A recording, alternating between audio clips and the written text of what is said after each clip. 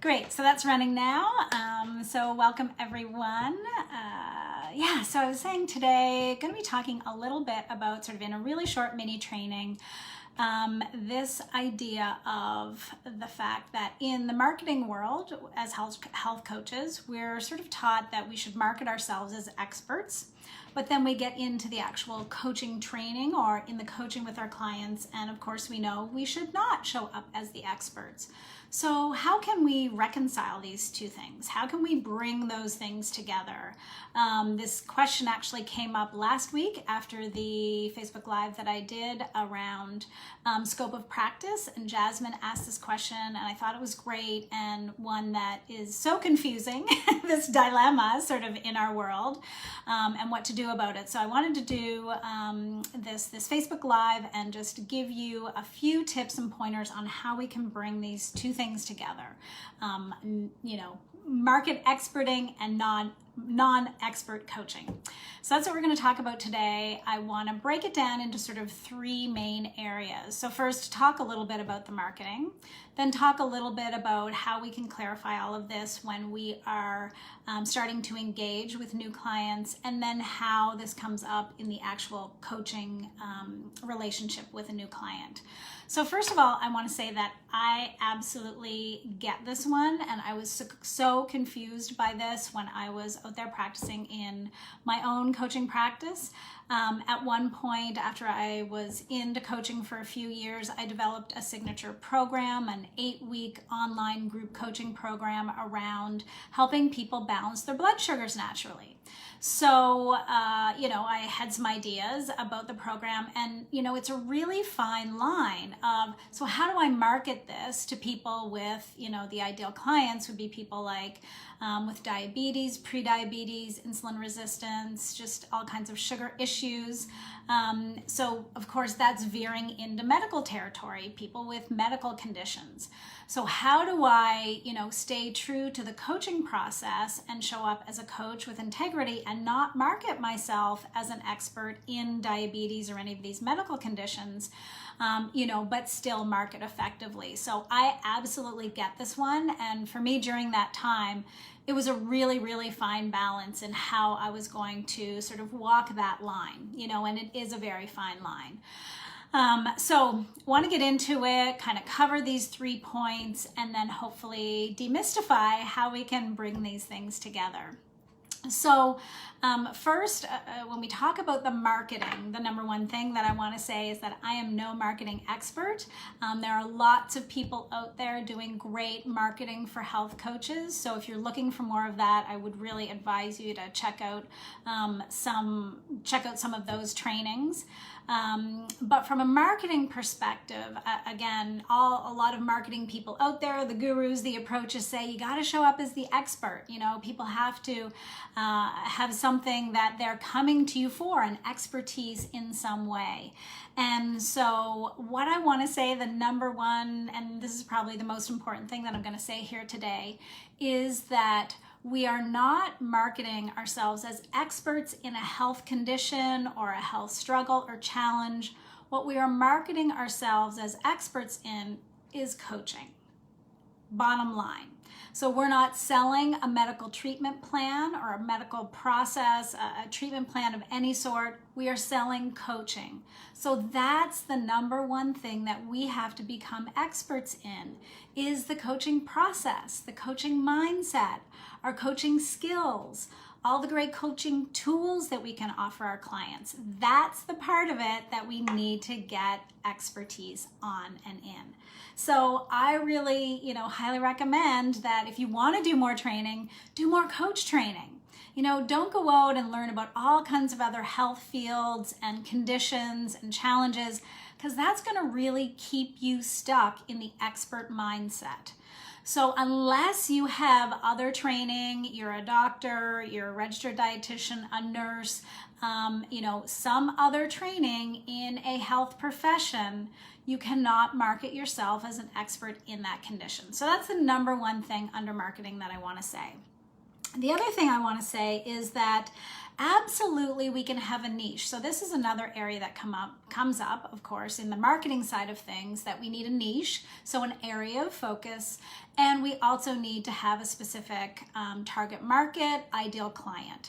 And I 100% agree with those things. I think those are really, really important as we market ourselves as coaches. So this doesn't really bring up expertise, though. What it brings up is relatableness and understanding, because usually the niche, the area of focus that we want to work in, comes from our own personal experience. So something we've gone through personally in our own health and wellness journey. So of course, we then have understanding for our clients. We can relate to what they're going through. We're really interested to help these people because we've been through that. So this is where our story and what we've been through and our own health and wellness journey can really help with our marketing efforts. But it's really from this place of understanding and relatableness. Not that I've become an expert in this and now I want to be an expert in this in your life. It's so that I can relate to you, that I can understand what you're going through. And so that's going to be really appealing to those ideal clients when they, land on your marketing materials or your website, because they're really clear on what you offer and who you want to work with. So that's the niche part, how it sort of relates to expertise. Then when it comes to the ideal client, again, you're understanding their feelings, their struggles, their challenges, and that's really wonderful and good stuff to be able to use in your marketing, because you're in their head, you're understanding, you're really relating to what they're going through. So niche and target market are absolutely great, but it's really from that perspective of, I've been through something similar, these are the people that I want to work with because I can understand and relate to them. So I hope that clears up that one. Let me see, what else did I want to say about niche? Right, the other thing that niche and target market help with in the marketing perspective are the advertising. So if you're actually paying for advertising, you can use that in a way to actually, focus your marketing efforts so that you're not, marketing to everyone, you're marketing to a specific ideal client target audience, which can be really effective and helpful. So that's really important. The other thing is that chances are you will end up working with people who are more of a fit for you, who are more like-minded, who again you can relate to. So those things around niche and target market are really, really important. And again, it is also really useful to use your personal story.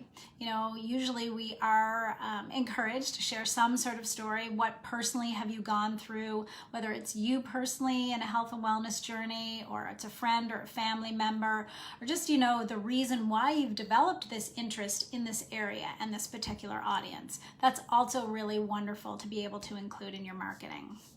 So, number one bottom line thing here, you're not an expert in a health condition unless you have other training. What you're marketing yourself as an expert in is a really great coach. You understand the coaching process, you understand coaching skills, you have all the coaching tools to be able to bring to your client and your coaching relationship. So that's what you're marketing. You are not marketing a medical treatment plan or expertise from that perspective unless you have training in that area. So that's the marketing piece. So I want to talk a little bit about, when we first start to engage with a client and how we can sort of work through this expertise piece as well. So usually we engage with a client through some sort of health history, a sales call, a free discovery session, something like that, where we start to interact with a potential client. They're interested in learning about health coaching. We're interested to find out a little bit about their health history, what they've been through, so that we can determine if we can help them. And this is really where we establish our expertise, and what coaching is and what it isn't. So during that conversation, I think it's really important to talk about the coaching value proposition. So what is the value that coaching brings? So instead of getting caught up with, here are all the meal plans and the recipes and all the recommendations and advice I'm going to give you, what we want to talk about is the coaching process and what coaching is and what it isn't. So for me, some of the things things that we can say when we talk about the coaching value proposition is to really help the client understand that you're there to serve them, that the client is definitely in charge of their own health and well-being, that you're not going to be handing them pre-made treatment plans or wellness plans, but that you're going to be working together to co-create a process for them to get to their health and wellness goals. They're going to be making lifestyle improvements, obviously in maybe a specific area that you're focused in on, whether that's stress, weight loss, sugar issues, menopause, lots of different health conditions and health areas that we can focus in on, but we really want to talk about what that coaching process is like. So in terms of explaining the coaching process, we could say things like, we're going to start where you are right now. We're going to take stock of where you are now. Then we're going to look ahead to where you want to be in the future. We're going to help you come up with that vision for your ideal life of what that could look like if you were really healthy and well. We might want to review some of the lifestyle recommendations that have been given to you by another healthcare provider. So absolutely, we can help the client implement some of those things on a day-to-day basis that they've been recommended by a health expert. We really want to help the client get clear on how they want to live, where do they want to be in the future, what that vision is. And we're going to help them develop a roadmap to get there. So we're going to identify where they are today and explore all that. We're going to help them look to where they want to be in the future, and then we're going to develop a roadmap with goals and action steps to help them get there. We're also going to talk about accountability. It's a big part of what we provide as coaches. So helping you, the client, be accountable to yourself. We're going to be there with them every step along the way. We're going to be their wellness ally. We're going to put in measures to track their progress. We're going to evaluate along the way. So those are just some elements of the coaching process or the methodology that's really helpful to explain around this coaching value proposition. So that is a key thing when we start to work with a potential client to really help them get clear on what coaching is and what it isn't. So an important part to distinguish us, where is our expertise? Where does that lie? And it's in the coaching skills and process. So then hopefully that client decides that they want to work with us and they hire us and we start working together. The first thing that we want to do is to really put all of that we've just talked about into a coaching agreement. So we co-create an agreement with our client at the very beginning that puts everything in writing. What coaching is, what it isn't. We go through all the logistics of the fee structure, how we're going to meet with one another, the value proposition, all the details of what's included in the coaching practice. How are you going to work together? What happens in between sessions? All of that is outlined in the agreement. So again, before the client signs on the dotted line, they know exactly what you're providing. So they're not going to be looking for all of that medical type advice because you're going to include that right there.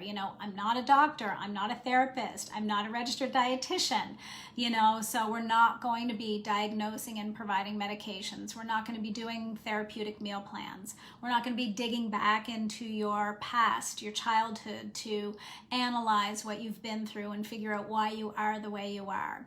Coaching's about meeting you where you are today and moving you forward to where you want to be in the future. So that's a little bit of how we can explain in the sort of closing the deal conversation, the coaching proposition, and then again reiterating all of that in a signed document in the coaching agreement.